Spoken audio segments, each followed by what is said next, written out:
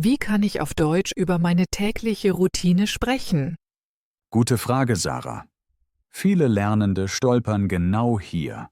Es klingt einfach, ist es aber nicht. Genau. Man kennt Wörter wie stehen, essen, arbeiten. Doch es fehlt das Band. Alles bleibt einzeln. Darum reden wir heute darüber, warum dieses Thema wichtig ist. Wer seine Routine erzählen kann, führt Smalltalk. Man baut schnell Kontakt auf. Das hilft im Alltag, im Job und mit Freunden. Stimmt.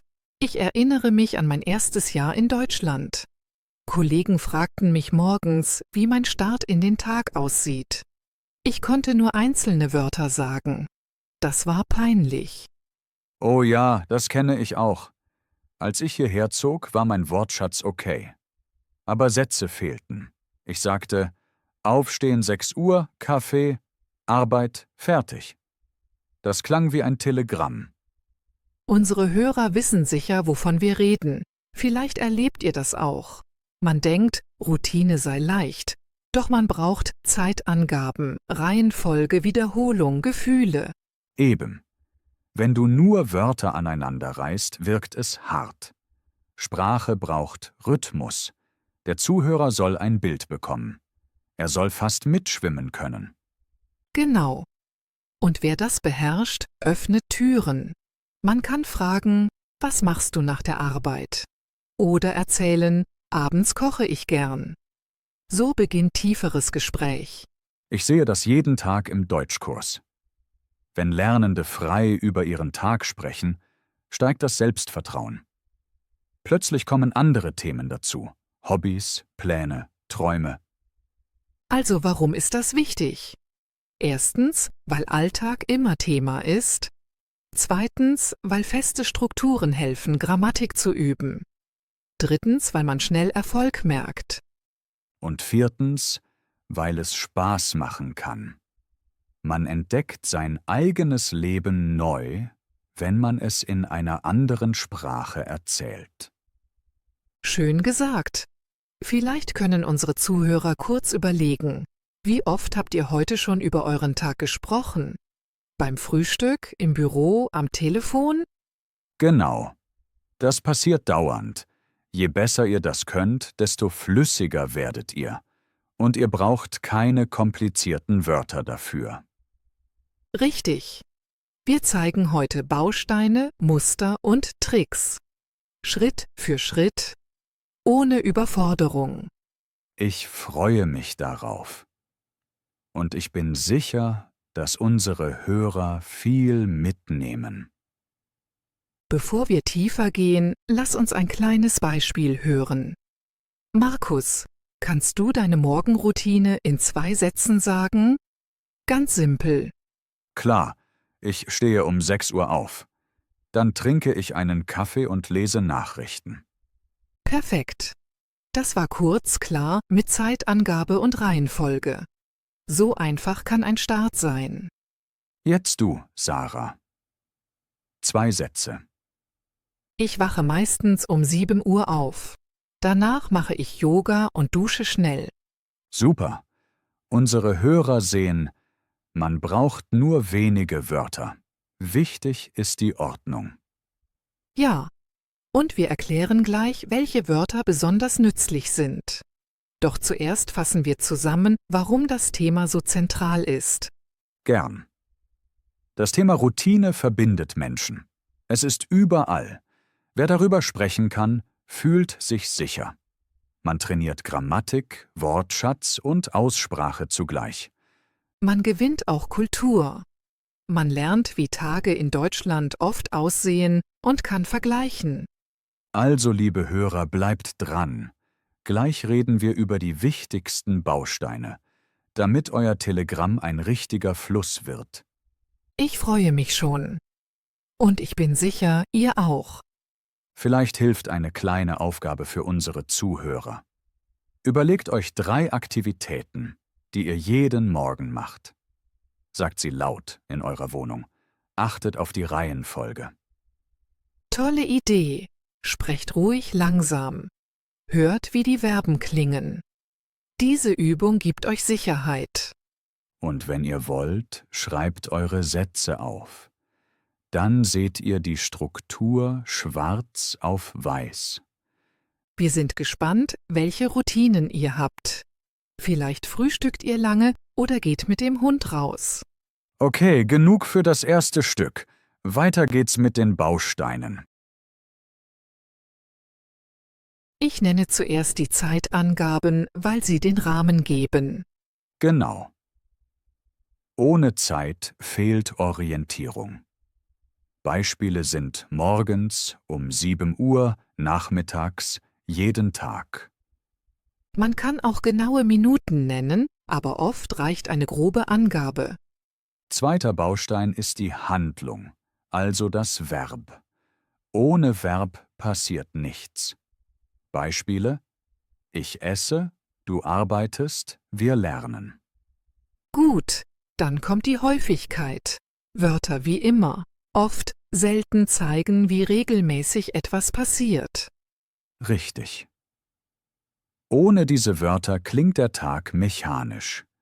Es gibt auch Sequenzwörter wie zuerst, danach, dann, schließlich. Sie ordnen die Schritte in der Zeit. Genau. Mit ihnen wird der Text flüssig.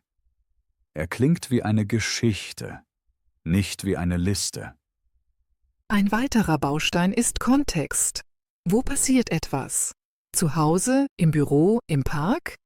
Guter Punkt. Ort schafft Farbe. Ein Satz mit Ort bleibt länger im Kopf.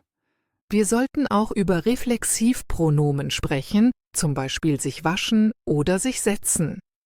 Ja, die gehören oft zur Körperpflege. Ohne sie wäre der Satz falsch. Lernende vergessen sie leicht. Ich höre oft, ich wasche um 7. Richtig wäre, ich wasche mich um 7. Stimmt. Also zusammengefasst: Zeit, Verb, Häufigkeit, Reihenfolge, Ort, Reflexivform. Und kleine Verbindungswörter wie und, aber, weil. Sie kleben alles zusammen. Ohne sie klingt der Text abgehackt. Willst du ein kurzes Beispiel mit allen Bausteinen, Markus? Gerne. Hört zu. Morgens um 7 stehe ich auf. Dann dusche ich mich schnell. Danach frühstücke ich immer Kaffee und Toast in der Küche. Schön. Man hört klar die Reihenfolge. Zeit am Anfang, Verb auf Position 2. So soll es sein. Vielleicht können wir Bausteine mit Farben vergleichen. Jeder Baustein hat eine Farbe. Zusammen wird es ein Bild. Das gefällt mir. Ohne eine Farbe bleibt das Bild leer. Wichtig ist auch, Prioritäten zu setzen. Nicht jede Information muss rein. Wähle, was den Tag erklärt. Genau. Anfänger erzählen oft alles. Dann wird der Text lang und verwirrend. Besser ist, 3 bis 5 Hauptschritte zu wählen. Wollen wir eine kleine Checkliste geben? Ja. 1. Zeitangabe. 2. Verb. 3.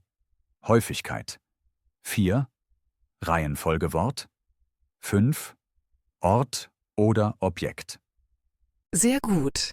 Mit diesen 5 Punkten kann man fast jede Routine bauen. Übt das ruhig mit einem Freund oder vor dem Spiegel.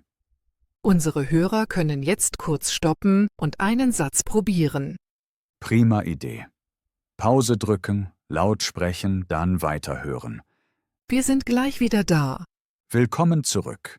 Ich hoffe, ihr habt geübt. Bevor wir zum nächsten Kapitel gehen, noch ein Tipp. Notiert neue Verben mit Bildern.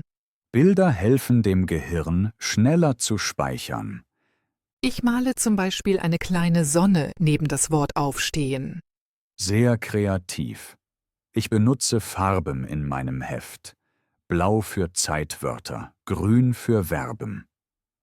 Liebe Hörer, findet euren Stil. Hauptsache, ihr erkennt die Bausteine schnell. Ich fasse die Bausteine noch einmal zusammen, okay? Gern, macht das. Zeitangabe, Verb, Häufigkeit, Sequenzwort, Ort, reflexiv oder Objekt. Plus kleine Verbindungen. Klingt machbar, oder? Absolut. Mit Übung wird das automatisch. Dein Gehirn baut die Reihenfolge von selbst. Und dann bleibt mehr Energie für neue Themen. Genug Theorie für jetzt. Im nächsten Teil zeigen wir, wie man daraus ganze Sätze baut. Bevor wir Schluss machen, wollen wir gemeinsam einen Mini-Dialog modellieren. Super Idee. Ich starte. Wann stehst du auf? Ich stehe meistens um 6:30 auf. Danach trinke ich einen Tee. Und du? Ich stehe um 6 Uhr auf. Dann gehe ich joggen im Park. Später dusche ich. Perfekt. Wir hatten Zeit, Verb, Reihenfolge, Ort. Alle Bausteine sind da. Liebe Hörer, probiert so einen Dialog selbst. Stellt Fragen, gebt Antworten. Ihr werdet schnell sicherer. Im nächsten Kapitel zeigen wir, wie man mit diesen Bausteinen längere Sätze formt. Noch ein Mini-Tipp. Nutzt Timer. Sprecht eure Routine in 1 Minute. Das trainiert Tempo. Ja, und hört euch selbst recorded an. So merkt ihr Lücken sofort. Willkommen zum 3. Teil. Jetzt formen wir echte Sätze aus den Bausteinen. Ja, der wichtigste Grundsatz im Deutschen heißt Zeit zuerst, Verb auf Position 2. Richtig. Viele Lernende stellen das Verb zu spät. Dann klingt alles holprig. Nehmen wir ein Beispiel. Bausteine sind morgens, ich frühstücke immer. Wir setzen es zusammen. Morgens frühstücke ich immer. 4 Wörter, klare Struktur. Merkt ihr die Reihenfolge? Zeit, Verb, Subjekt, Rest. Das nennt man Satzklammer. Kleine Ergänzung. Wenn das Subjekt zuerst kommt, steht das Verb sofort danach. Beispiel: Ich arbeite heute lange. Hier kommt Subjekt zuerst, Zeit folgt später. Genau. Beide Varianten sind korrekt. Die Betonung ändert sich leicht. Übung: Wir geben euch 3 Wörter. Ihr baut einen Satz. Wörter sind abends, lesen, ich. Pause drücken, Satz bauen, dann weiterhören. Und weiter geht's. Richtige Lösung. Abends lese ich. Sehr gut. Oft reicht ein kurzer Satz. Wichtig ist der Fluss. Jetzt fügen wir einen Ort hinzu. Wörter: morgens, ich, Kaffee, Küche, trinke. Lösung: Morgens trinke ich Kaffee in der Küche. Man sieht, Ort kommt meist nach dem Objekt, aber es gibt Spielraum. Genau. Deutsch ist flexibel, solange Verb auf Position 2 bleibt. Was passiert bei 2 Verben? Zum Beispiel möchte essen. Dann steht das konjugierte Verb auf Position 2, das zweite am Ende. Beispiel: Abends möchte ich Pizza essen. Perfekt. Zeit vorne möchte an zweiter Stelle, Essen am Ende. Viele Anfänger vergessen das Ende. Dann rutscht das Verb nach vorn und verwirrt. Tipp: Denke an eine Klammer. Erste Klammer ist konjugiertes Verb, zweite Klammer schließt den Satz. Spoiler: Bei Nebensätzen sitzt das Verb noch später. Aber das kommt später im Kurs. Bleiben wir bei Hauptsätzen. Jetzt reden wir über Wiederholung mit immer, oft, manchmal. Diese Wörter stehen gern vor dem Verb, wenn Zeit am Anfang ist. Beispiel: Morgens gehe ich oft joggen. Oder ich jogge morgens oft. Beide klingen gut. Mehrere Zeitangaben? Erst groß, dann klein. Zuerst Tag, dann Uhrzeit. Beispiel: Am Montag um 8 Uhr fange ich an zu arbeiten. Super. Jetzt bringen wir Reihenfolgewörter rein. Zuerst, danach, dann. Kleiner Text. Zuerst stehe ich auf. Dann dusche ich. Danach frühstücke ich. Hört ihr das Muster? Jedes Verb bleibt brav an Position 2. Man kann auch alles in einem Satz verbinden, aber kurz ist leichter. Für Anfänger sind 3 kurze Sätze oft klarer als ein langer. Wir zeigen noch ein längeres Beispiel, okay? Gerne. Pass auf. Jeden Tag um 6 Uhr stehe ich auf, trinke schnellen Kaffee und gehe sofort ins Fitnessstudio. Schön. Länge ist hier kein Problem, weil die Struktur stimmt. Genau. Du könntest auch sagen, danach arbeite ich im Homeoffice bis 5 Uhr. Das zeigt eine zweite Handlung mit danach. So bleibt der Fluss. Macht euch nicht verrückt mit Perfektion. Wichtig ist, dass Zuhörer folgen können. Ein kleiner Trick. Sprecht laut und klatscht bei jedem Verb. So spürt ihr Position 2. Gute Idee. Ich mache das manchmal im Unterricht. Die Klasse klatscht laut, lacht, aber lernt. Wollen wir den Hörern eine Mini-Challenge geben? Klar. Beschreibt euren Morgen in 3 Sätzen. Nutzt Zeit, Verb, Ort, Reihenfolge. Schreibt es auf oder sprecht in euer Handy. Kontrolliert danach die Verbposition. Wir sind neugierig auf eure Texte. Wer mag, kann sie mit Freunden teilen. Zusammengefasst: Erst Zeit oder Subjekt zuerst. Zweitens, Verb immer an zweiter Stelle. Dritt, Zusatzinfos folgen logisch. Und 4. Zweites Verb steht am Ende, wenn es eines gibt. Mit diesen Regeln baut ihr schon einfache, fließende Sätze. Im nächsten Kapitel verknüpfen wir mehrere Sätze zu einem ganzen Tagesablauf. Willkommen zum nächsten Teil. Jetzt bauen wir den ganzen Tag. Genau. Einzelne Sätze haben wir. Nun fügen wir sie zu einem Fluss. Der Tag hat meist 3 Blöcke: Morgen, Nachmittag, Abend. Manche fügen noch die Nacht dazu, wenn sie spät lernen. Erster Tipp: Nutzt Übergänge wie später, mittags, am Abend. Damit springt ihr sanft von einer Phase zur nächsten. Lasst uns ein Beispiel hören. Markus, erzähl deinen Tag kompakt. Gerne. Morgens um 6 stehe ich auf. Danach jogge ich im Park. Später dusche ich und frühstücke. Mittags arbeite ich im Büro bis 4:30. Am Abend koche ich, sehe eine Serie und gehe um 11 ins Bett.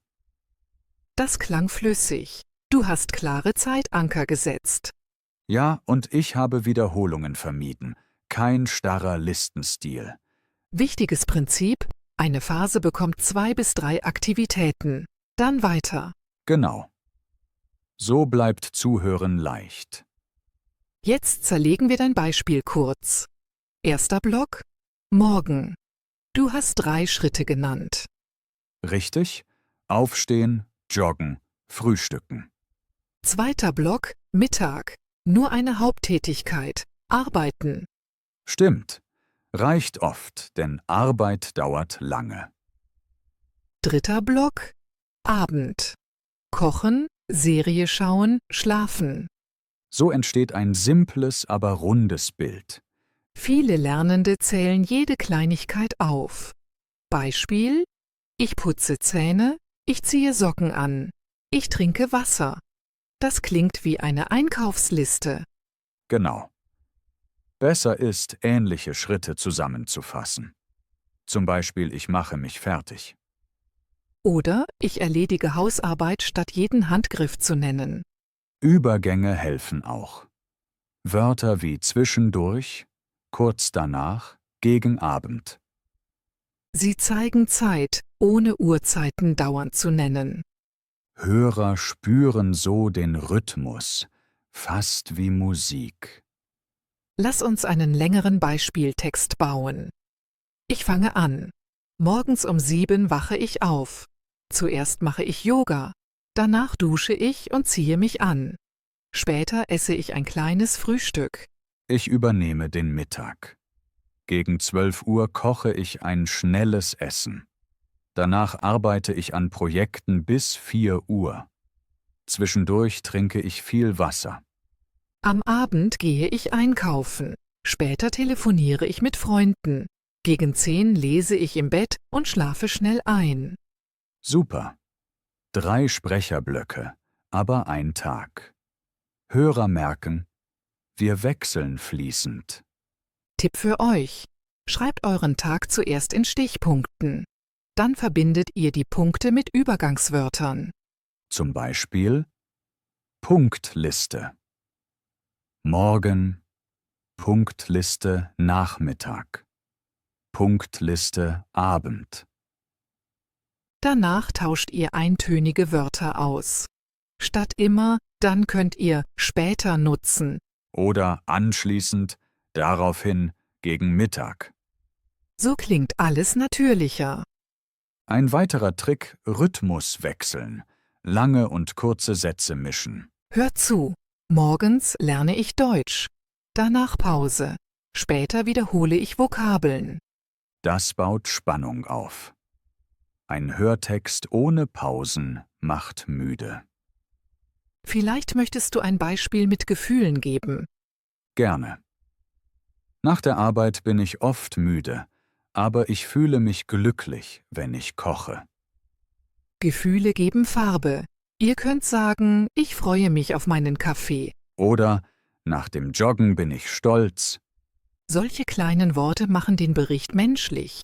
Ein kleiner Dialog kann auch helfen. Frag mich mal nach meinem Nachmittag. Was machst du nach dem Mittagessen? Meist gehe ich kurz spazieren. Danach arbeite ich konzentriert weiter. Einfache Frage, klare Antwort, guter Fluss. Liebe Zuhörer, probiert das jetzt. Stellt euch selber Fragen. Zum Beispiel, wann entspannst du dich? Was machst du vor dem Schlafen?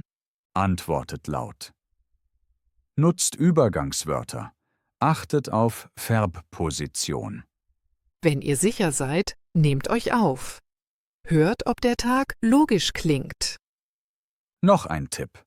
Vermeidet zu viele Uhrzeiten. 3 bis 4 reichen. Stimmt. Uhrzeiten sind wie Pfeiler, nicht wie ein Gitter. Und denkt an Wochenrhythmus. Montag kann anders sein als Freitag. Darüber sprechen wir im nächsten Kapitel, wenn wir Variationen betrachten. Genau. Bevor wir schließen, fasse ich kurz zusammen. Teilt den Tag in Blöcke. Nutzt 2 bis 3 Aktionen pro Block. Fügt Übergangswörter ein. Wechselt Satzlänge. Fügt Gefühl oder kleine Details dazu. Fertig ist der fließende Bericht. Klingt machbar, oder? Absolut.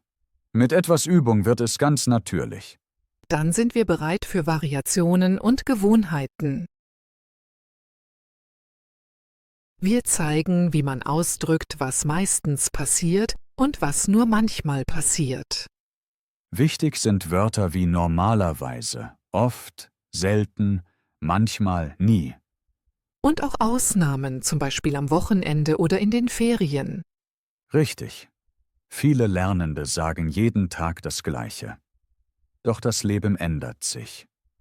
Lasst uns zuerst über Gewohnheiten sprechen, also Dinge, die fast jeden Tag gleich sind. Ich fange an. Ich trinke morgens immer Kaffee. Das ist meine feste Gewohnheit. Ich dagegen trinke meistens Tee, aber manchmal gönne ich mir einen Cappuccino. Hörst du den Unterschied? Immer gegen meistens gegen manchmal. Unsere Zuhörer können diese Wörter auf eine Skala legen. Links steht nie, rechts steht immer. Gute Idee. So sieht man, wie stark eine Handlung ist. Nun kommen die Ausnahmen. Markus, wann trinkst du keinen Kaffee? Am Sonntag schlafe ich länger und trinke erst mittags Kaffee. Manchmal lasse ich ihn ganz weg. Da haben wir gleich 2 Variationstechniken: andere Zeit und völliger Verzicht. Genau. Nutzt Wörter wie manchmal, ab und zu, gelegentlich. Jetzt die Unterschiede zwischen Wochentagen und Wochenende. Unter der Woche stehe ich um 6 Uhr auf. Am Wochenende schlafe ich bis 8. Dieser Satz zeigt schön, wie eine Vergleichsstruktur klingt. Ihr könnt Verben wiederholen oder ersetzen. Beispiel: Unter der Woche koche ich schnell. Am Wochenende koche ich ausführlich. Klang gleich, Inhalt anders. So merkt man Variation. Ein weiteres Tool ist normalerweise. Beispiel: Normalerweise mache ich Sport im Park, aber heute regnet es. Das aber signalisiert die Ausnahme. Sehr nützlich im Gespräch. Lass uns über Häufigkeit sprechen. Wie oft putzt du das Fahrrad? Ich putze es selten, vielleicht einmal im Monat. Und du? Ich putze es fast nie. Mein Rad sieht wild aus. Das Wort fast schwächt nie etwas ab. So klingt es ehrlich und freundlich. Noch ein Beispiel mit manchmal. Manchmal arbeite ich im Café, wenn ich Abwechslung brauche. Könnte man auch gelegentlich sagen? Ja, klingt etwas gehobener, aber ist okay für A2. Jetzt stellen wir 2 Routinen gegenüber. Pass auf, ich kaufe meistens donnerstags ein, doch in stressigen Wochen kaufe ich online. Hier nutzen wir doch, um den Kontrast hervorzuheben. Gut. Die Hörer sollten auch über Vorlieben reden. Zum Beispiel: Ich esse gern Pasta, doch am Freitag esse ich Sushi. So zeigt man Gewohnheit und Variation in einem Atemzug. Man kann auch erklären, warum. Beispiel: Ich gehe selten schwimmen, weil das Schwimmbad weit ist. Achtet darauf, den zweiten Satz einfach zu halten. Kein kompliziertes Weilgeflecht. Stimmt. A2 reicht ein kurzer Nebensatz. Wollen wir ein Mini-Dialog modellieren? Ja. Frage mich, wie oft ich Musik höre. Wie oft hörst du Musik? Ich höre jeden Tag Musik, aber ich spiele nur manchmal Gitarre. Schön. Die Hörer können das Muster kopieren. Übungsvorschlag: Schreibt 4 Sätze. 2 über Gewohnheiten, 2 über Ausnahmen. Nutzt Wörter wie meistens, manchmal, selten und am Wochenende. Und prüft, ob das Verb immer an zweiter Stelle steht. Ein weiterer Tipp: Nutzt die Wochentage. Montag, Dienstag etc. Zum Beispiel: Am Montag jogge ich abends, am Dienstag jogge ich morgens. Variation durch Tageswechsel. Ich fasse unsere Hauptpunkte kurz zusammen. Nur zu. Erstens: Benutzt Häufigkeitswörter. Zweitens: Vergleicht Wochentage mit Wochenende. Drittens: Erklärt Ausnahmen knapp. Viertens: Bleibt bei einfacher Satzstruktur. Klingt rund? Unsere Zuhörer haben jetzt viele Werkzeuge für flexible Routinen. Im nächsten Kapitel zeigen wir, wie ihr das alles in Gesprächen nutzt. Wir zeigen jetzt, wie man über die tägliche Routine im echten Dialog spricht. Genau. Ein Monolog ist gut zum Üben, aber Gespräche sind das Ziel. Erster Tipp: Antwortlänge anpassen. Kurze Frage, kurze Antwort. Lange Frage, mehr Details. Beispiel: Frage kurz: Wann stehst du auf? Antwort: Ich stehe um 7 auf. Wenn dein Gegenüber nachfragt, kannst du erweitern. Zum Beispiel: Dann mache ich Yoga und frühstücke. Zweiter Tipp: Aktives Zuhören. Zeige Interesse mit kleinen Wörtern wie echt, ach so, interessant So fühlt sich das Gespräch lebendig an. Und du gewinnst Zeit zum Denken. 3. Tipp: Detail hinzufügen, wenn es passt. Sag nicht nur ich arbeite, sag ich arbeite im Büro als Designer. Aber nicht zu viele Details. Der andere soll folgen können. Ein einfaches Muster ist Frage, Antwort, Rückfrage. Ich frage dich gleich mal. Los! Was machst du nach der Arbeit? Ich koche meistens Abendessen.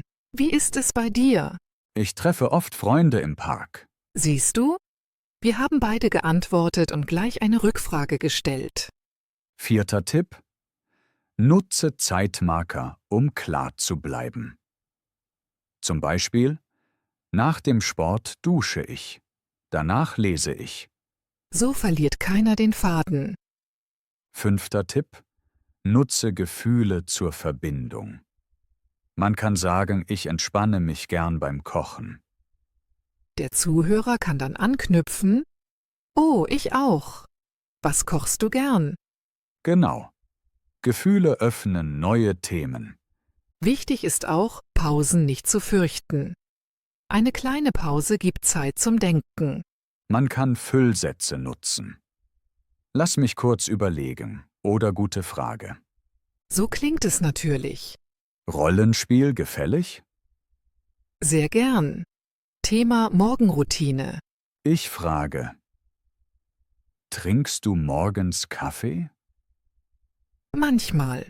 Meistens trinke ich Tee, weil er mich ruhig macht. Und du? Ich brauche meinen Kaffee, sonst starte ich nicht. Danach laufe ich eine Runde. Läufst du auch? Selten, nur am Wochenende. Unter der Woche mache ich Yoga. Cool. Wo machst du Yoga? Im Wohnzimmer mit einer App. Es spart Zeit. Klingt praktisch. Vielleicht probiere ich das. Siehst du, liebe Hörer? Wir halten das Gespräch in Bewegung. Wir erzählen, fragen, reagieren. Kein langer Monolog. Ein letztes Werkzeug. Wenn dir ein Wort fehlt, umschreibe es.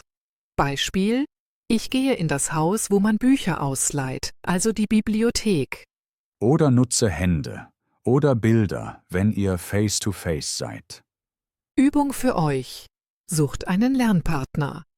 Stellt euch gegenseitig 5 Fragen zur Routine. Antwortet kurz, dann erweitert. Nutzt Rückfragen. Achtet auf Verbposition. Nehmt das Gespräch auf. Hört, ob es fließt. Wenn ihr allein seid, spielt beide Rollen. Es ist lustig und effektiv. Ich mache das oft im Auto. Ich frage laut und antworte laut. Ich unter der Dusche. Niemand hört es zum Glück. Ha, vielleicht hören die Nachbarn doch zu. Dann lernen sie gleich mit. Perfekt. Damit habt ihr Werkzeuge, eure Routine in Gesprächen locker zu teilen. Jetzt kommt ein wichtiger Teil.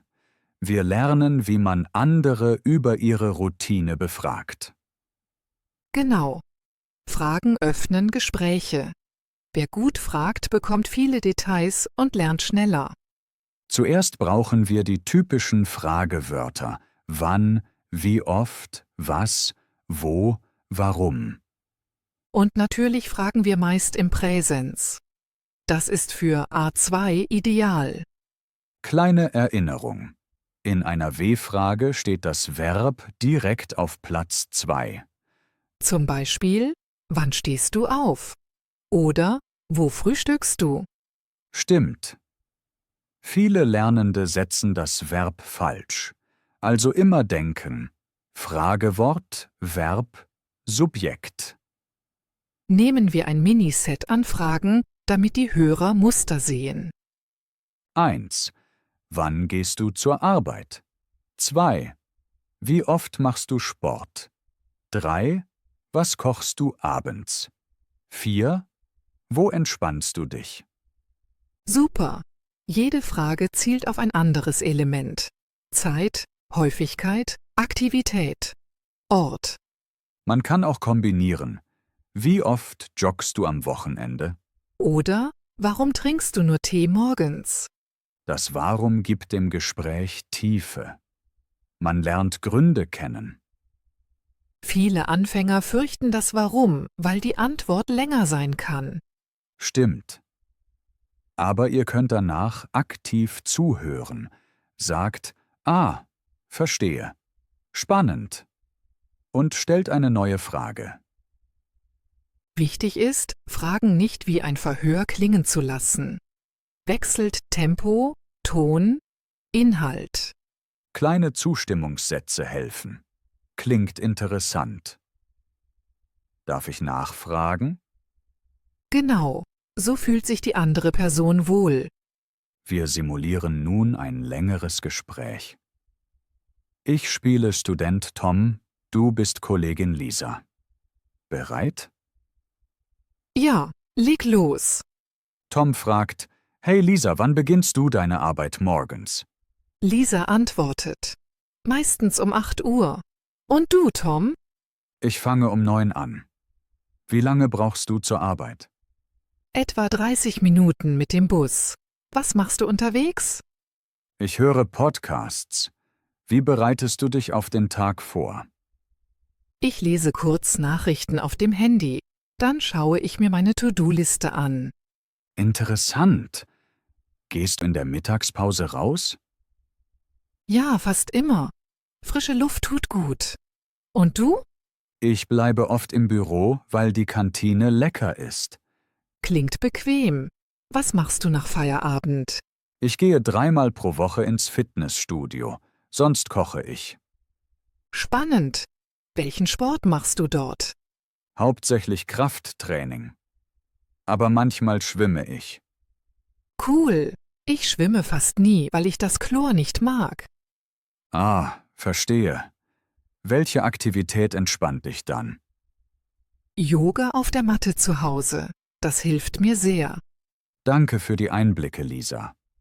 Gern, Tom. Jetzt weiß ich auch mehr über deinen Tag. Liebe Hörer, merkt ihr den Rhythmus? Frage, Antwort, Gegenfrage.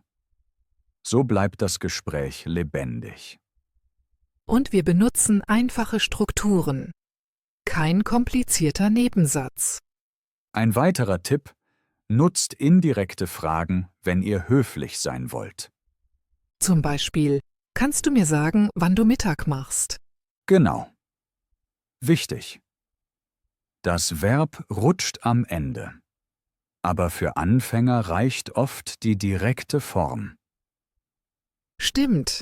Höflich kann man auch durch Ton und Lächeln zeigen. Jetzt eine Liste nützlicher Frageanfänge. Erste Gruppe: Wie oft? Wie lange? Wie früh? Zweite Gruppe, was machst du? Womit beginnst du? Worauf freust du dich? Dritte Gruppe: Wo, wann, mit wem? Vierte Gruppe, warum? Weshalb? Wieso?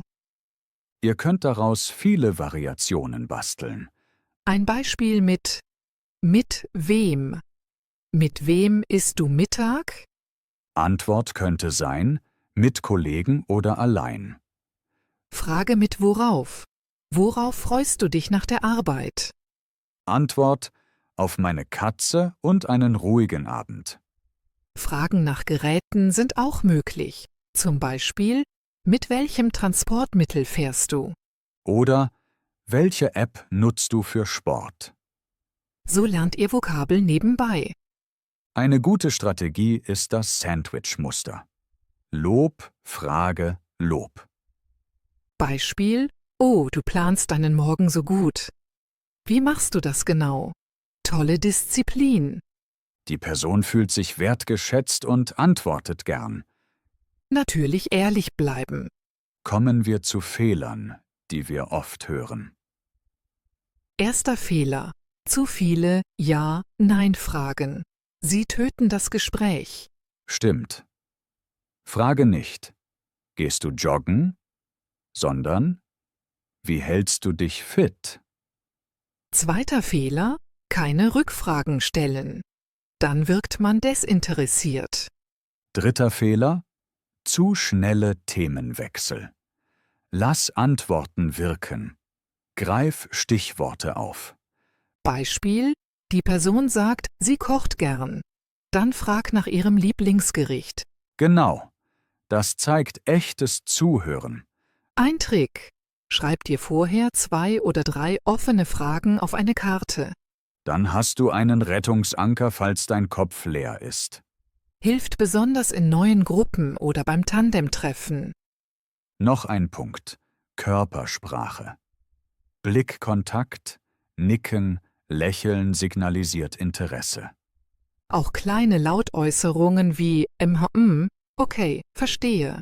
Das nennt man im Deutschen Zuhörerreaktion.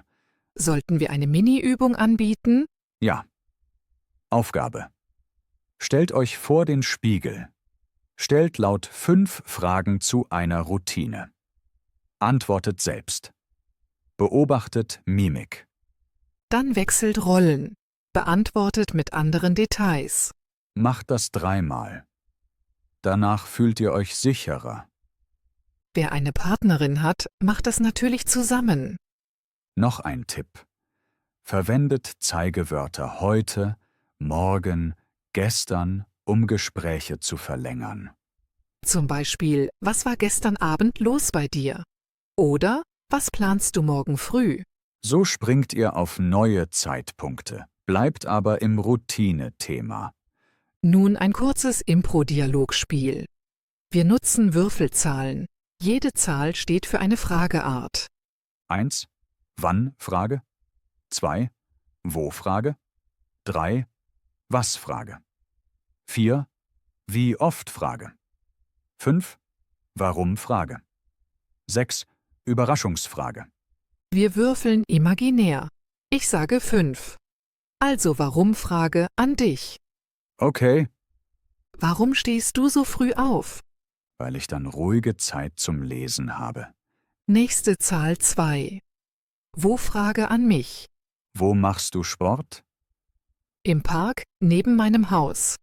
3-mal pro Woche. So kann das Spiel lange gehen, macht Spaß und trainiert Flexibilität. Einfaches Material, großer Effekt. Kommen wir zum Vergleichstool. Lieber. Frage: Trinkst du lieber Kaffee oder Tee morgens? Ich trinke lieber Tee. Wie ist es bei dir? Ich bevorzuge Kaffee. Solche Vergleichsfragen lockern die Atmosphäre. Man kann auch fragen, arbeitest du lieber früh oder spät? Oder lernst du lieber allein oder mit anderen? Sehr nützlich, um gemeinsame Vorlieben zu entdecken. Nun zu Follow-up-Fragen. Beispiel: Was machst du nach dem Essen? Follow-up: Wie lange dauert das? Oder wo kaufst du dein Essen? Follow-up: Warum dort? So vertieft ihr ein Thema, statt ständig neue Themen anzuschneiden. Unser Bonus? Mini-Erzähl bitte. Sag, erzähl mir mehr über dein Abendritual. Das lädt zur längeren Antwort ein. Wenn das Deutsch des Gesprächspartners stärker ist, hört ihr neue Wörter. Fragt sofort nach Bedeutung. Sagt freundlich: Was bedeutet eigentlich abschalten? Der andere erklärt, ihr lernt. Ein offenes Herz plus offene Ohren führt zu schnellerem Fortschritt. Ich fasse die Schlüsseltechniken zusammen. Bitte. 1. Offene W-Fragen stellen. 2. Nachhaken mit Warum oder Wie. 3. Rückfragen für Balance. 4. Sandwich-Muster für Freundlichkeit. 5. Körpersprache und kleine Zuhörerwörter nutzen. 6. Follow-ups vertiefen. 7. Minispiele für Spaß. Top.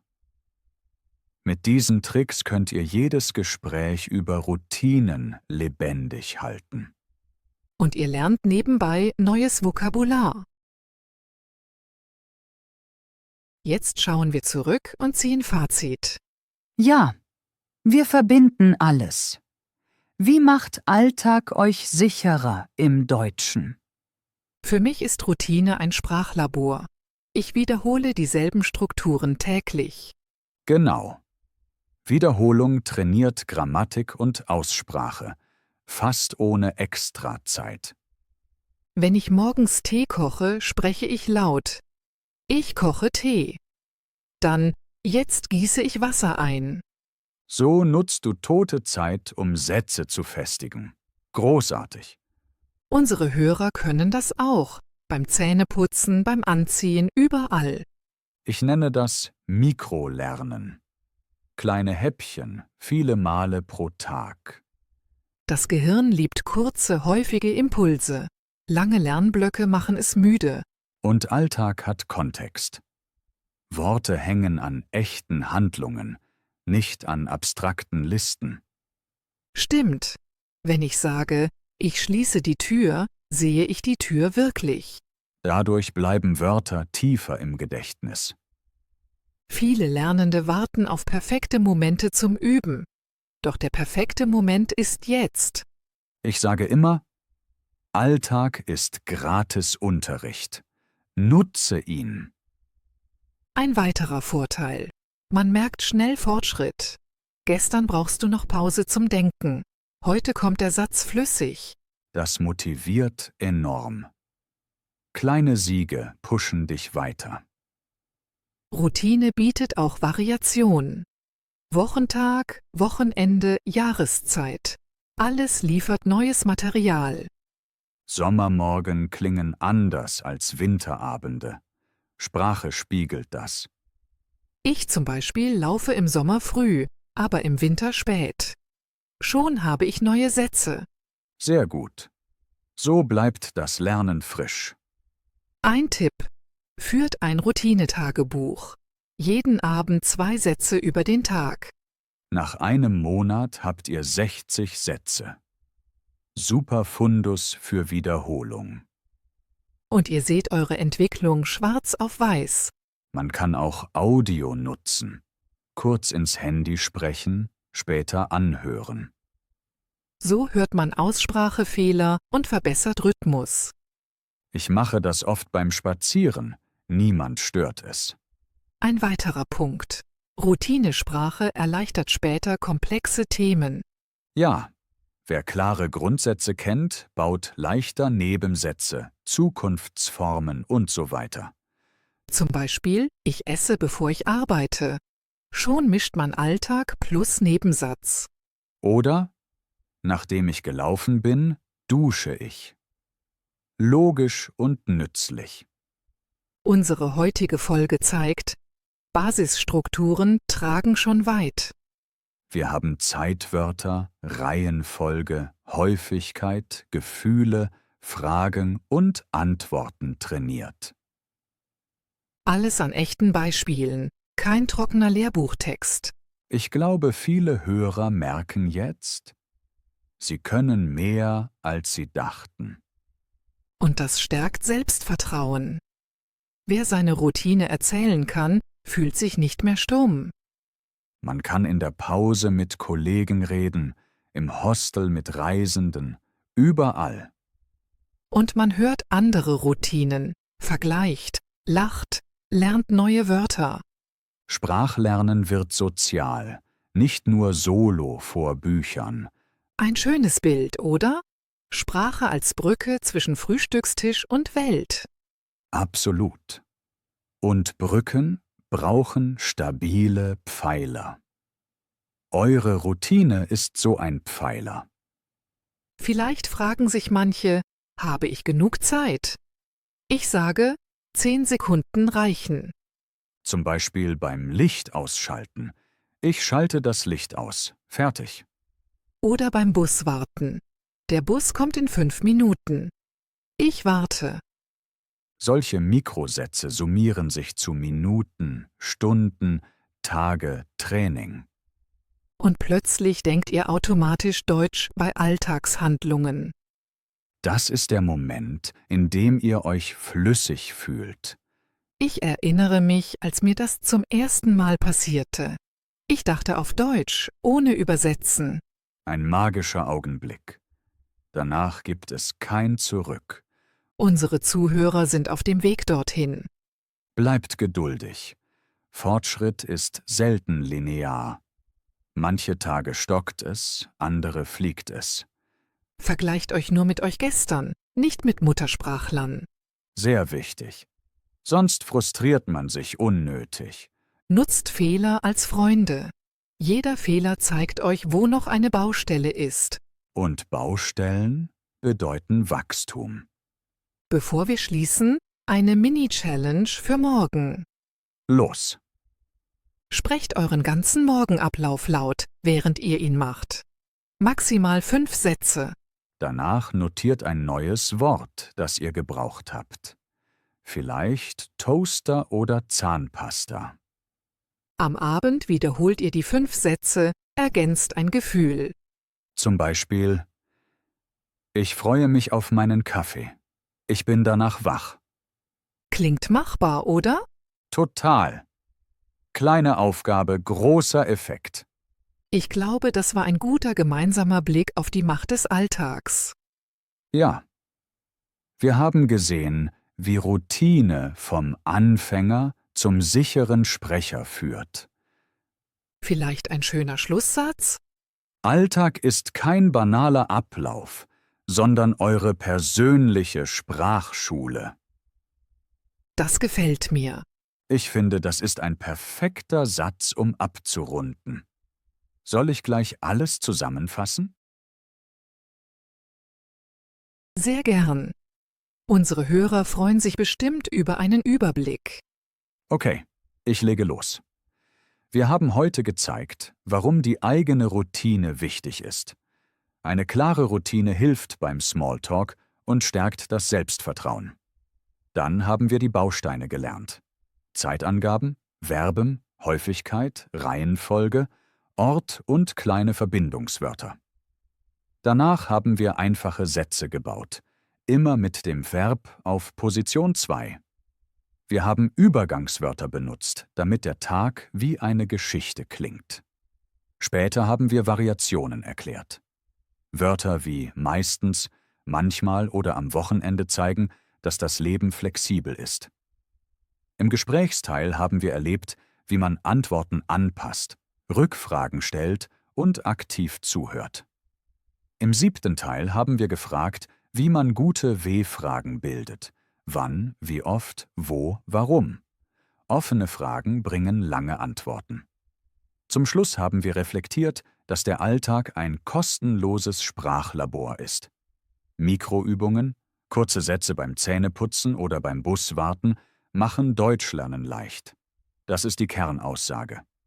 Nutzt jede kleine Minute, wiederholt Muster, spielt mit Variationen, fragt andere und hört zu. So wird euer Deutsch täglich besser. Ich hoffe, das fasst alles verständlich zusammen und motiviert euch. Das war eine tolle Zusammenfassung, Markus. Klar, kurz und motivierend. Ich denke, unsere Hörer können damit sehr gut weiterarbeiten. Danke dir. Jetzt kommen wir langsam zum Ende. Es war wirklich spannend, über dieses scheinbar einfache Thema zu sprechen. Absolut. Ich fand es besonders interessant zu sehen, wie viele kleine Tricks man in den Alltag einbauen kann. Ich werde morgen gleich wieder laut reden, wenn ich Tee koche. Ich auch. Ich spreche morgen früh mit meinem Toaster. Ha! Mach das bitte. Und vielleicht hört dein Toaster ja zu und lernt Deutsch. Falls er antwortet, rufe ich dich sofort an. Bitte gern. Aber Spaß beiseite. Ich habe heute wieder gemerkt, wie wichtig kleine Schritte sind. 5 Sätze hier, 3 Fragen da. Und schon wächst die Routine. Genau. Und wenn mal ein Fehler passiert, kein Stress. Fehler sind Wegweiser. Sie zeigen, wo man noch üben kann. Das gefällt mir. Fehler als Wegweiser. Sehr positiv. Vielleicht motiviert das unsere Hörer, mutiger zu sprechen. Ich hoffe es. Liebe Hörer, danke, dass ihr bis hierher dabei wart. Ihr habt fast 1 Stunde investiert. Das ist stark. Ja, vielen Dank. Wir wissen, dass Zeit wertvoll ist. Wir freuen uns, dass ihr sie mit uns teilt. Wenn euch die Folge gefallen hat, erzählt gerne Freunden davon. Oder übt gleich zusammen. Schreibt uns, wie eure Morgenroutine klingt.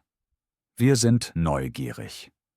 Und wenn ihr Fragen habt oder ein Thema wünscht, lasst es uns wissen. Wir hören gerne zu. Ich verabschiede mich jetzt.